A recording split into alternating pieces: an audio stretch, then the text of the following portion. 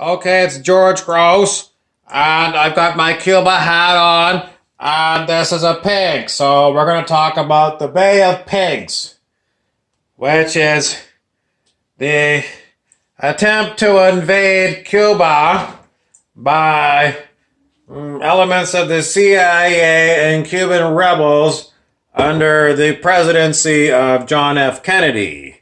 Now, what can I tell you about the Bay of Pigs?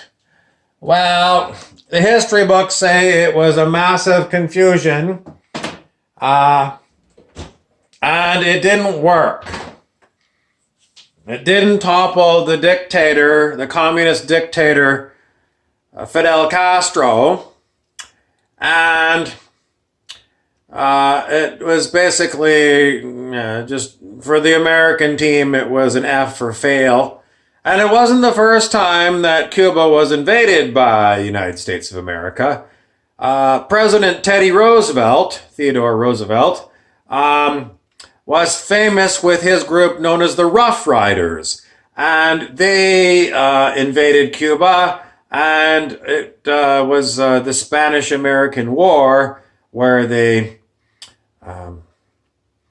I don't know. I mean, if you look at the history of the world, and I was going to say American history, but just any country that's been around for hundreds of years, there's just nothing but, endless battles of this one or that one. Massive slaughtering of people, not just pigs. Okay. In today's world, I saw a PBS interview with some people who are all about digitizing things.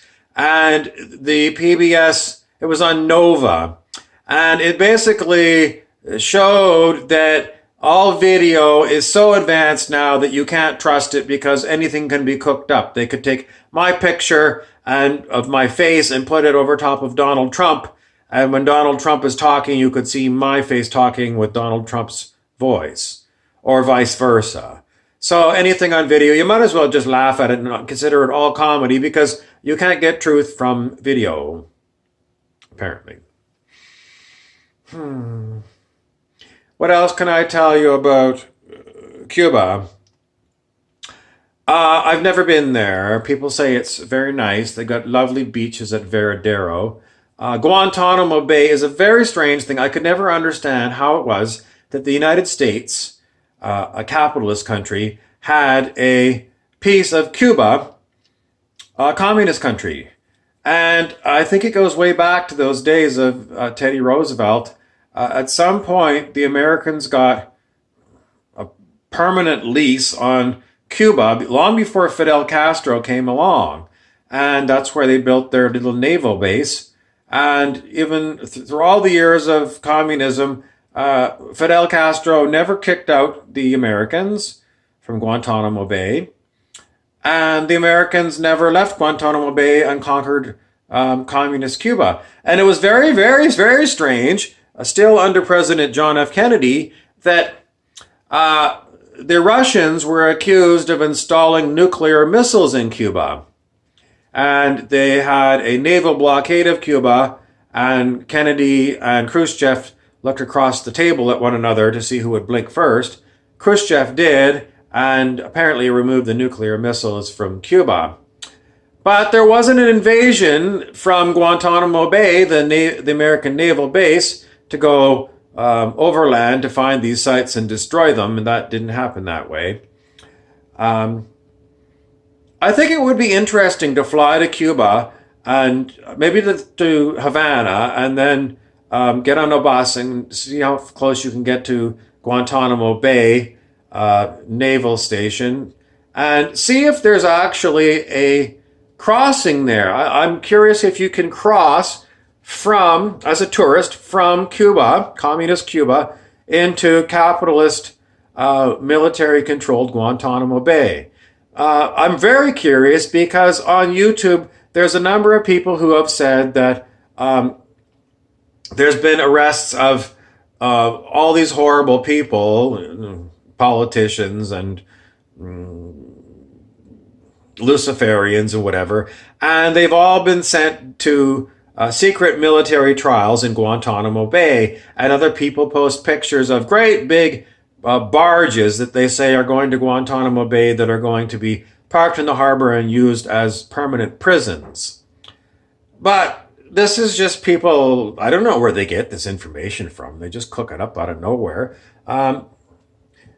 Anyways, I looked up the price to fly to Havana. It's not that expensive, really.